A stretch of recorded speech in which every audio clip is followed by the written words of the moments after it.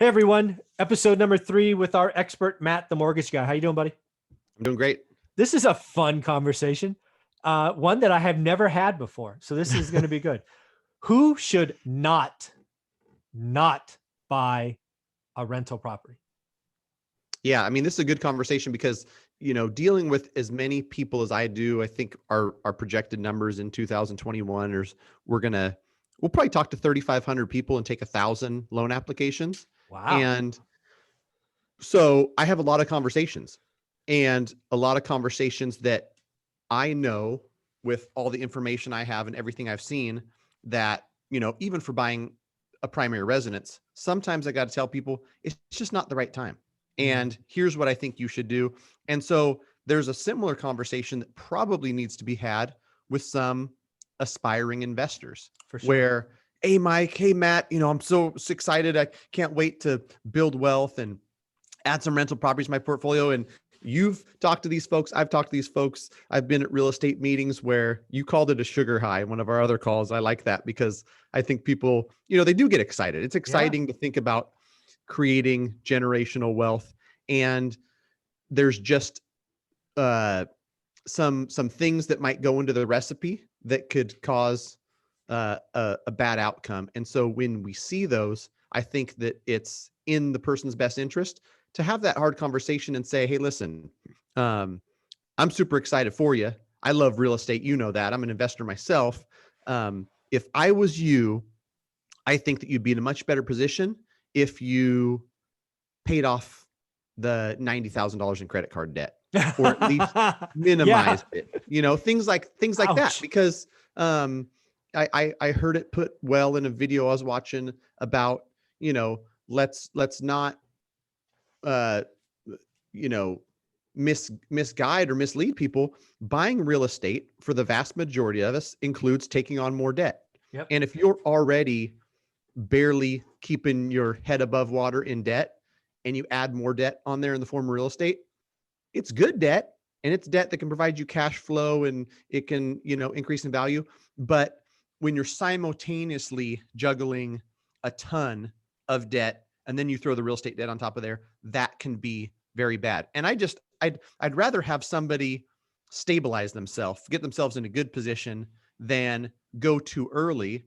And like you've said and you've seen, people will get a bad taste in their mouth and they'll never do it.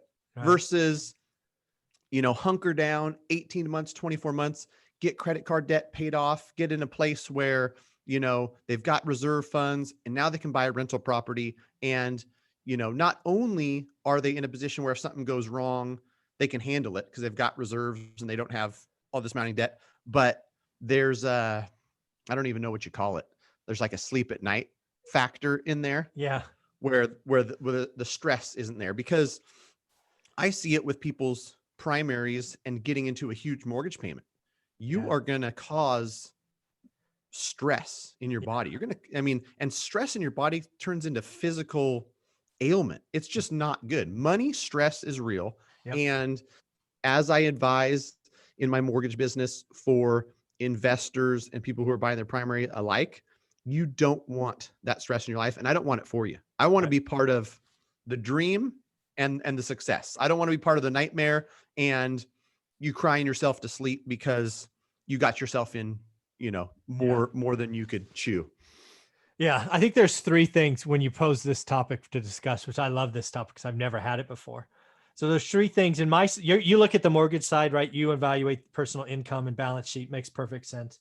I try to look at the person, and I try to remember all the different, 10,000 plus people I've talked with at this point.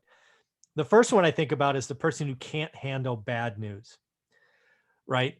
And you know who you are out there, right? If you get a call that your water heater went out on your rental property and that's going to cause you to lose it, if it's going to, maybe it's the money stress, right? Maybe you don't have that $900 put away for a brand new water heater.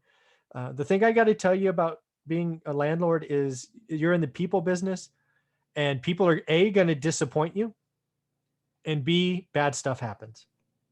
And typically bad stuff happens in 3s. I don't know why it is, but when one goes, something else goes.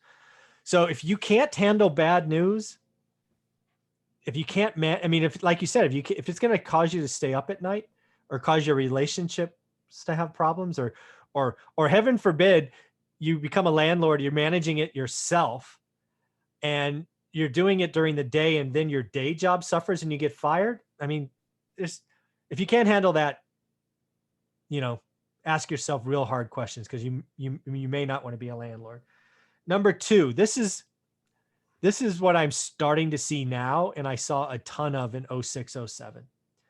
It's that sugar high, and all they want to do is rush in. They don't want to do what I call the work, right? I teach my students, no, you've got to look at your market for 60 days, 20 minutes a day, and you got to figure out what the good deal is and what's an average deal. And some people still to this day say, no, I don't want to do that. I want to go down over the weekend, look at 3 houses, and I want to buy one. If you don't want to do the work, just go to Las Vegas, pick red or black, see what happens, because that's what you're doing. You will. I promise you this: that if the longer you have that attitude, the more certain you are of making a mistake, and it will be a fatal mistake, meaning financially fatal. And then number 3, if for whatever reason your time horizon is 2 years or less, I talked to one person one time who unfortunately had a prognosis that didn't give him a life beyond 2 years. And I'm like, what are you doing? Go blow it all, right? Go live life as much as you can. Real estate, for all its glory, it needs time.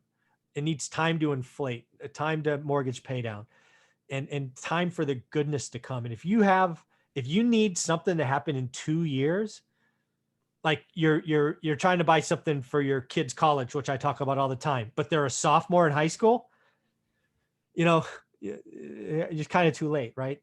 So those are my things, right? If you can't handle bad news and you know who you are, if you're not willing to do the work, stop talking to me, because I'm leading by example all the time. And then finally, if you've got 2 years or less, that's your timeline. Yeah, there's other ways. That's what I was thinking.